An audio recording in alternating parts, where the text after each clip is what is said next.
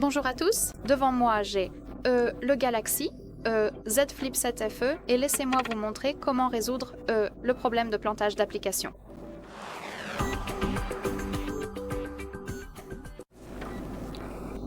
Donc, tout d'abord, je vous recommande vivement de forcer l'arrêt de l'application qui plante, car parfois, même si elle est ouverte en arrière-plan et que vous ne la voyez pas, elle peut interférer avec le bon fonctionnement. Alors, imaginons que j'ai des problèmes avec Google Chrome. Donc, localisons Google Chrome qui est juste ici. Appuyez dessus et maintenez, puis appuyez sur cette icône d'information. Ici, nous avons donc la section d'information sur l'application. Tout d'abord, appuyez sur Forcer l'arrêt qui se trouve juste ici, confirmez avec OK, puis faites défiler vers le bas pour trouver Stockage. Et dans mon cas, je n'ai pas de cache, donc peut-être que je vais essayer avec une autre application pour pouvoir vous montrer tout le processus. Peut-être Galerie, appuyez dessus et maintenez, puis sur l'icône d'information, forcez l'arrêt. Confirmez avec OK et faites défiler pour trouver Stockage. Et comme vous pouvez le voir ici, nous avons le cache enregistré, ce qui signifie que notre appareil sauvegarde en fait les fichiers inutiles qui ne sont pas nécessaires à l'utilisation de l'application, mais qui sont quand même conservés et peuvent aussi interférer.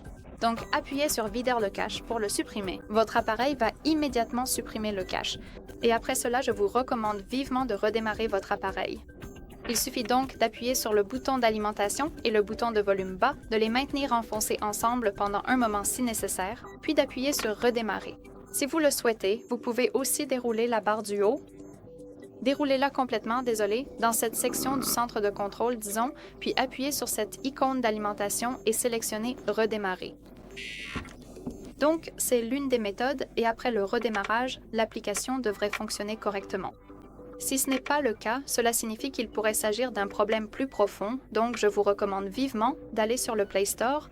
Sachez que vous pourrez utiliser le Play Store si vous avez une connexion Internet et si votre compte Google est ajouté à l'appareil. Vous pouvez consulter notre tutoriel sur la façon d'ajouter ou de supprimer un compte Google sur cet appareil spécifique, puis essayer de trouver la mise à jour. Par exemple, pour Chrome, laissez-moi ouvrir Chrome.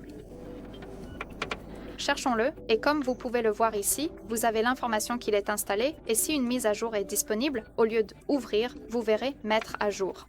Dans ce cas, appuyez sur Mettre à jour et votre appareil téléchargera la nouvelle version.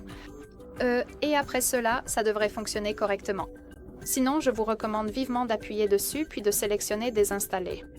Votre appareil désinstallera l'application, puis appuyez à nouveau sur Installer. Ainsi, votre appareil installera immédiatement la version la plus récente et cela permettra probablement de résoudre certains problèmes qui pourraient aussi être causés par la mise à jour.